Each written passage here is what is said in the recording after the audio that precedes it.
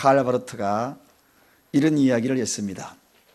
부활절 설교 그리고 성탄절 설교는 짧으면 짧을수록 좋다. 왜냐하면 확실한 증거가 있고 역사적인 사실이기 때문이다. 그래서 오늘 저는 이 설교를 오늘 이 말씀으로 읽고 그저 마지막 마무리를 하려고 하다 보니 여러분이 너무 아쉬워하는 것 같아서 조금만 말씀을 좀 드리려고 합니다. 한동안에 제가 머리를 좀 길렀었거든요. 그러니까 머리를 기르니까 사람들 뿐만 아니라 우리 성도님들 입에서도 굉장히 이상한 소문들이 막 떠돌기 시작했습니다. 머리 기른 것이 아니라 저게 혹시 가발이 아닐까? 왜냐하면 그동안 제가 항상 짧게 그냥 싹싹 치고 다녔는데 머리를 덥수룩하게 기르니까 제가 틀림없이 가발일 거야. 어느 권사님이 그러시더라고요. 목사님 가발처럼 보였다고. 굉장히 충격이었어요. 제 머리 진짜입니다, 이거. 그리고 제가 성금요일 날 그 머리 좀 길었던 것을 딱 깎았어요. 그런데 머리 길렀을 때 제 모습이 약간 웨이버가 졌잖아요. 웨이버가 싹. 그래서 또 소문이 또 돌기 시작했어요. 목사님 파마했다고. 저도 파마하고 싶어요. 한번 길러가지고. 그런데 우리 교회 파마 목사님이 두 분이 계셔요. 부목사님 두 분 다 파마했어요.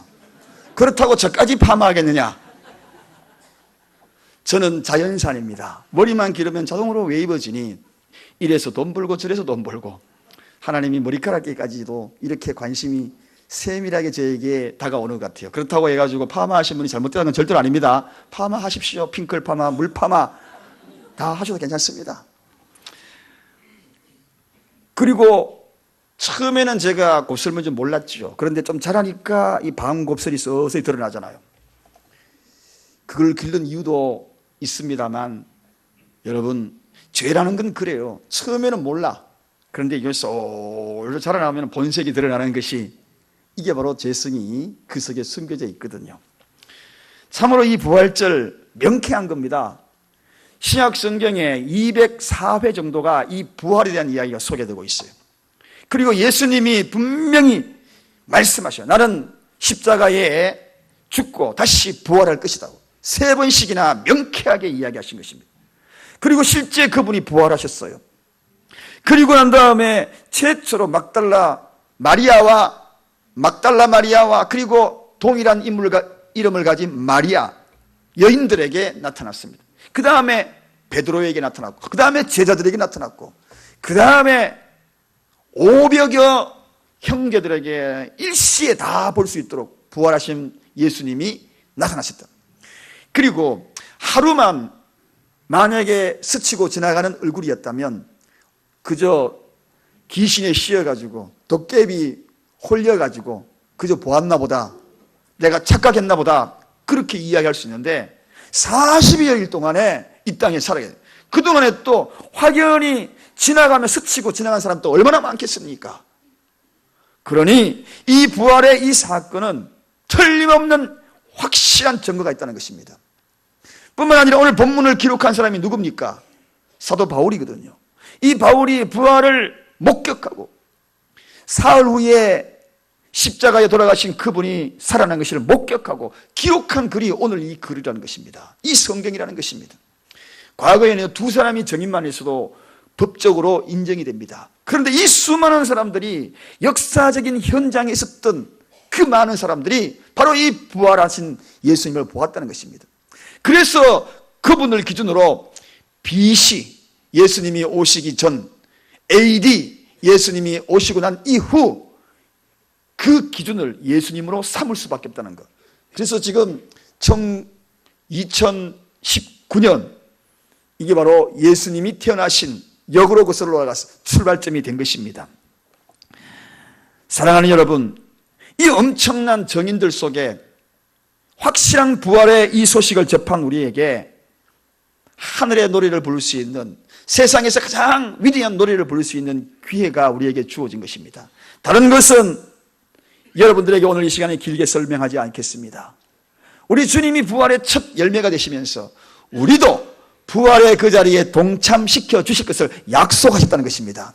그분이 부활의 첫 열매로 우리에게 앞으로 우리도 그렇게 될 것을 보여주셨다고 분명히 선포하고 있는 것입니다. 할렐루야. 그래서 저는 오늘 여러분과 함께 노래를 부르자고 하는 것입니다. 찬양대에서 함께 노래를 부르자고 하는 것입니다. 부활의 노래를 부르자고 하는 것입니다. 이것이야말로 이 세상에서 가장 위대한 노래가 아니겠습니까? 오늘 본문에 바울도 견딜 수 없는 감격으로 그는 이 본문을 통하여 노래를 부르고 있습니다. 사망을 이긴 부활의 노래를 부르고 있습니다. 사망아 너의 이기는 것이 어디 있느냐? 사망아 너의 쏘는 것이 어디 있느냐? 오늘 본문 55절의 이 이야기가 무슨 이야기입니까? 사망이요 날카로운 화살이 되어서 우리에게 날아온다 할지라도 우리의 오늘 현 시대로 바꾸면 우리를 향하여 총알이 날아오는 사망이라는 총알이 날아온다 할지라도 우리가 더 이상 염려할 것이 없다는 것입니다. 왜냐하면 오늘 본문에 그 뒤에 가보면 이렇게 소개합니다. 사망을 부활이 삼켜버렸다고. 부활이 사망을 삼켜버렸다고. 그렇게 이야기하고 있는 것입니다. 주무시는지 안 주무시는지를 확인해 보니까 사망이 부활을 삼켰다는 아무런 대답이 없더니만 부활이 사망을 삼켰다 그러니까 아멘 소리가 들리니 역시 집사님이 아주 열심히 잘 듣고 계십니다. 여러분, 지금까지는 사망을 이길 수 있는 자들이 아무도 없었어요. 그 어떤 것도 없었어요. 그런데 사망을 이길 그 힘이 등장한 겁니다. 그게 바로 부활이라는 것입니다. 부활이 삼켜버렸다는 것입니다. 이제는 우리가 이 사망 권세에서 자유케 되는 놀라운 축복을 누릴 수 있는 그러한 소망이 우리에게 들려온 것입니다. 얼마나 가슴 벅찹니까? 여러분, 사망을 이긴 이 위대한 부활의 노래, 그것이야말로 세상에서 가장 위대한 노래가 아니겠습니까? 세상의 노래는 결론이 무엇입니까? 사랑을 노래하는 노래들이 얼마나 많은지 모릅니다. 그런데 그 사랑을 노래한 그 결론이 무엇인가요? 이별이 아닙니까? 언젠가는 헤어져야 될 관계가 아닙니까? 영원토록 그 관계를 유지할 수 있는 그런 사랑 세상에 보셨나요? 무엇이 이별토록 만듭니까? 죽음이 아닙니까? 그런데 숙명처럼 죽음이 있기에 결과적으로는 사랑이라는 그 노래 자체도 허무입니다. 그러나 우리 성도들이 부르는 이 부활의 노래는 숙명적으로 다가오는 것이 있습니다. 그게 부활의 노래인 것입니다. 생명의 노래인 것입니다. 허무의 노래가 아닙니다. 소망의 노래인 것입니다. 할렐루야. 그래서 세상의 노래와 질적으로 다른 것입니다. 그리스도는 세상에서 가장 위대한 노래는 바로 이런 노래다. 오늘 본문에 바로 그 노래를 바울이 부르고 있는 것입니다. 사망아 너의 이기는 것이 어디냐? 한마디로 사망을 비웃는 노래입니다. 네가 나를 이길 것 같으냐? 사망아 너의 쏘는 것이 어디냐? 사망이 나에게 화살처럼 다가온다 할지라도 이 부활의 능력이 너를 삼켜버릴 거야. 그러면서 이어지는 말씀이 오늘 여기에 52절에 이렇게 소개합니다. 우리 52절 다 같이 읽겠습니다. 합독하시겠습니다. 나팔 소리가 나매 죽은 자들이 썩지 아니할 것으로 다시 살고 우리도 변화하리라. 53절입니다. 이 썩을 것이 불갑을 썩지 아니할 것을 입겠고 이 죽을 것이 죽지 아니함을 입으리로다. 아멘. 이게 바로 부활의 능력입니다. 이게 바로 사망을 이긴 부활의 노래인 것입니다. 엄청난 비밀을 여러분에게 오늘 이 시간에 소개하고 있는 것입니다. 그래서 오늘 51절에 보니까 보라 내가 너희에게 비밀을 말한다. 이런 비밀을 듣지 않은 사람은 어찌 알겠습니까? 저와 여러분이 오늘 이 비밀을 들은 것입니다. 놀랍습니다. 나팔 소리가 울릴 때 눈 깜짝할 사이에 호련히 우리가 변할 것이다. 즉 썩을 몸이 썩지 아니할 몸으로 변할 것이고 죽을 몸이 죽지 아니할 모습으로 호련히 변할 것이다. 성경은 이렇게 기록이 되고 있는 것입니다. 우리가 어찌 이러한 부활의 노래를 부르지 않을 수가 있겠습니까? 그래서 믿음의 사람들은 그 사망의 문제를 이미 해결받고 살아가는 자들입니다. 저는 죽음의 문턱에 도달한 사람들을 많이 만나보았습니다. 죽음의 문턱에서 그들이 과연 원하는 문제가 무엇일까요? 물질이 가장 큰 문제일까요? 빚더미가 산처럼 쌓여있다 할지라도 죽음이 임박한 사람에게는 그것이 문제가 되지 않습니다. 또 많은 물질을 쌓아놓은 그 물질이 그에게 소중할까요? 죽음이 임박한 사람에게는 그것도 중요하지 않습니다. 권력, 마지막 순간 그 권력이 그 사람의 가장 큰 문제와 이슈가 될까요? 그렇지도 않습니다. 죽음이 임박한 사람에게는 가장 큰 문제는 바로 이 죽음이라는 문제입니다. 그런데 성도는 이 문제를 이미 해결받고 살아가는 자들입니다. 할렐루야. 성도는 이미 사망을 이긴 자들입니다. 부활의 자리에 동참할 그러한 은혜를 누리고 살아가는 자들입니다. 저와 여러분은 이미 모든 삶 속에 이 죽음이라는 공포가 우리에게 다가온다 할지라도 우리는 바로 이 문제를 해결받고 살아가는 자들입니다. 바로 부활의 자리에 우리가 서게 될 것이기 때문입니다. 그래서 오늘 본문 57절에 사도 바울이 뭐라고 노력합니까? 오늘 57절 다 같이 읽겠습니다. 다 같이 읽습니다. 우리 주 예수 그리스도로 말미암아 우리에게 이김을 주시는 하나님께 감사하노니. 그렇습니다. 바로 이것입니다. 우리는 이겨놓은 삶, 이 사망이라는 엄청난 문제 앞에 해결받고 살아가는 그러한 자들입니다. 그래서 우리가 할 수 있는 것은 이 이김을 주신, 이 사망의 권세를 이김을 주신 하나님께 감사하노라. 감사. 그래서 우리는 오늘 이 시간에 감사의 노래를 부르는 것입니다. 이 엄청난 이 노래가 세상에서 가장 위대한 노래가 아니고 또 무엇이겠습니까? 순교자들이 바로 이 비밀을 알았기에 죽으면서도 두 팔 벌려 이 감사의 노래를 부르며 위대한 노래를 부르며 주님 품으로 달려갔던 것입니다. 호련히 변화할 것을 기대하고 놀라운 부활의 소망을 가슴에 안은 채 그들이 죽으면서 그 소망의 노래를 부를 수 있었던 것은 바로 이 부활, 오늘 이 예수님이 부활의 첫 열매로 우리에게 보여주신 이 소망된 말씀이기 때문입니다. 두 번째 우리가 불러야 될 노래가 있습니다. 그것이 무엇입니까? 죄악을 이긴 부활의 노래이기 때문에 우리는 세상에서 가장 위대한 노래가 바로 부활의 노래다. 여러분, 사랑이라는 단어는 성경에 517번 나옵니다. 믿음이라는 이 주제는 536번이 나옵니다. 그런데 바로 이 죄라는 이러한 단어는 성경에 1208번이 나옵니다. 그렇다면 이 모든 근원은 바로 이 죄의 문제거든요. 그렇습니다. 바로 이 문제와 다 연관이 되어 있다는 것입니다.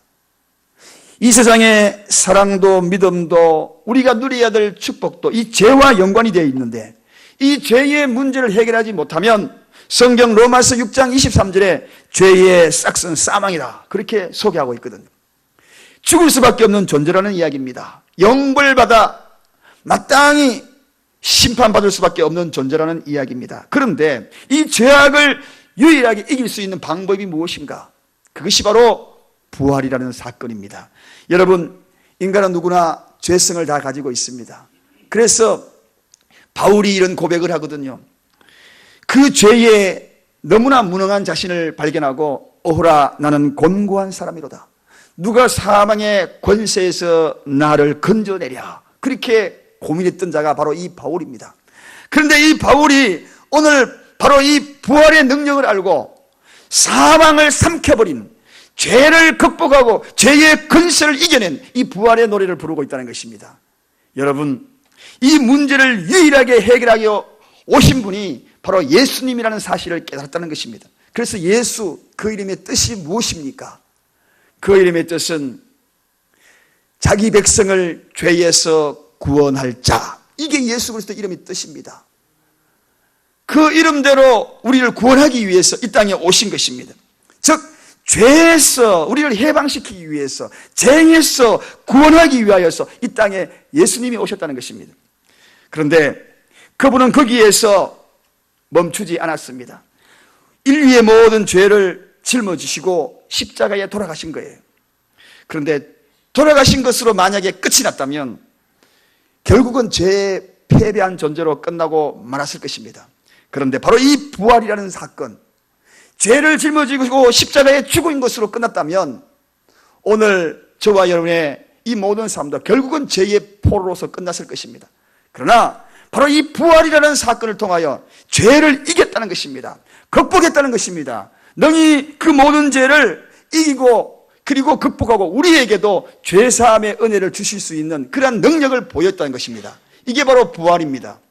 사랑하는 여러분, 이처럼 부활은 죄에 대한 모든 영원한 승리를 선포한 것이 바로 이 부활이라는 사건. 어찌 우리가 이 부활절날 이 노래를 부르지 않을 수가 있겠습니까? 그래서 우리 오늘 이 시간에 마음껏 부활의 노래를 부르는 것입니다. 마지막으로 부활의 노래가 바로 세상에서 가장 위대한 노래가 될 수 있는 그 이유는 원수 마귀를 이긴 부활의 노래이기 때문입니다 하는 것입니다. 여러분, 우리 가정에, 여러분의 가정에 행복을 빼앗아간 자가 누구라고 생각하십니까? 에덴 동산으로 거슬러 올라가면 압니다. 에덴 동산의 아담과 하와가 행복하게 살아갈 때에 그들에게 어느 날 어둠의 그림자가 닥치고, 그리고 그들이 그 행복을 깨트려버리고 에덴에서 쫓겨난 이유가 무엇이었습니까? 그 배후에 누가 있었습니까? 원수 마귀가 있었다는 것입니다. 마귀의 뜻이 뭐냐? 관계를 갈라놓다. 이게 바로 마귀의 뜻입니다. 관계를 갈라놓다.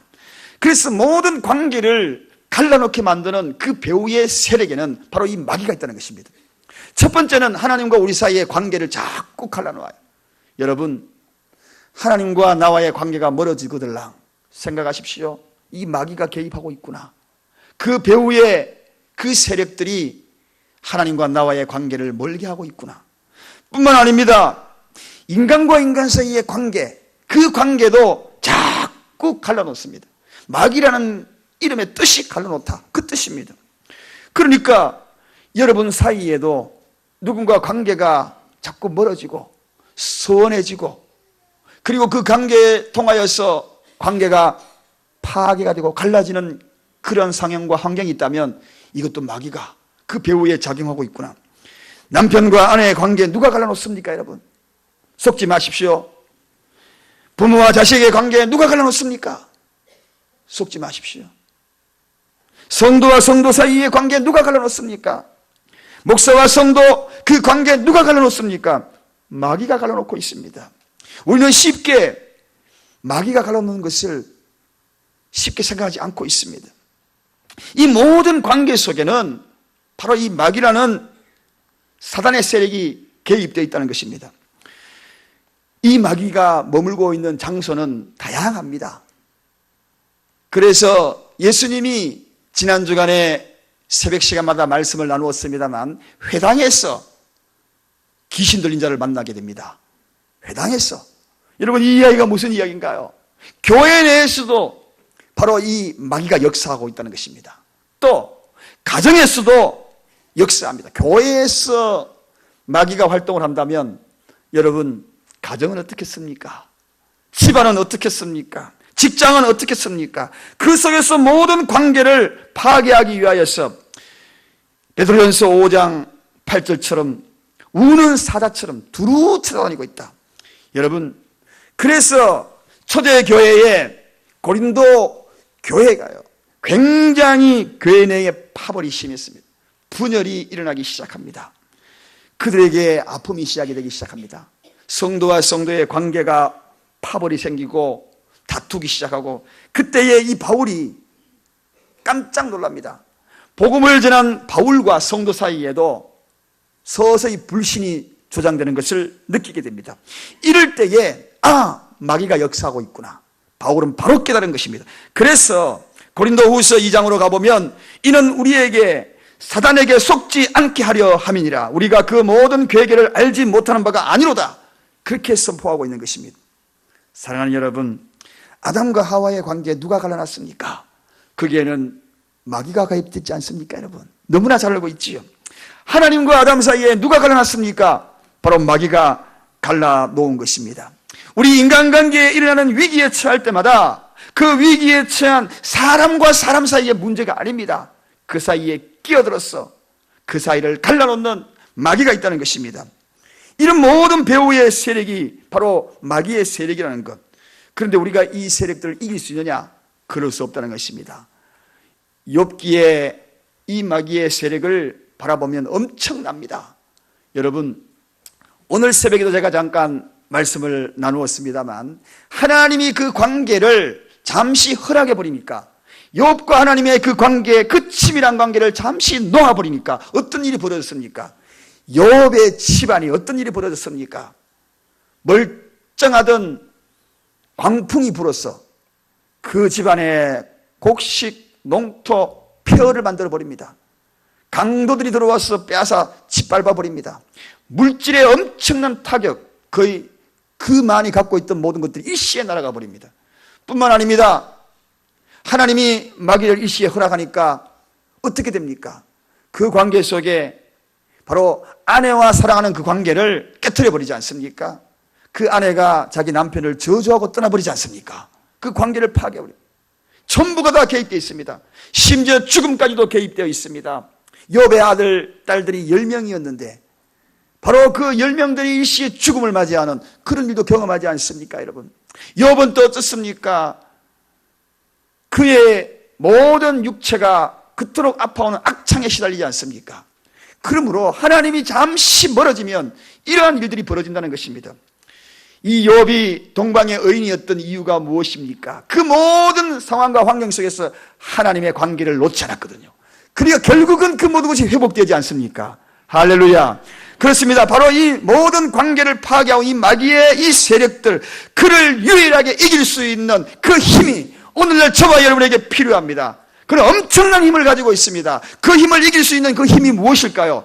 바로 부활의 능력인 것입니다. 할렐루야. 사단의 모든 권세를 이기고 그리고 짓밟아버릴 그 세력, 그 힘, 그것은 바로 부활의 능력이다. 오늘 이 부활의 능력을 우리가 덧입어야 하는 것입니다.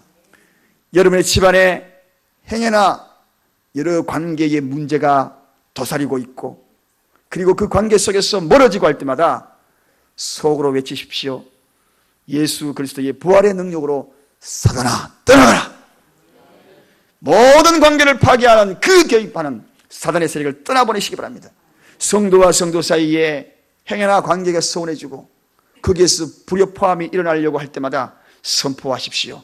사단이 개입되고 있는 것입니다. 그 모든 것들을 이길 수 있는 유일한 힘은 부활의 능력인 것입니다.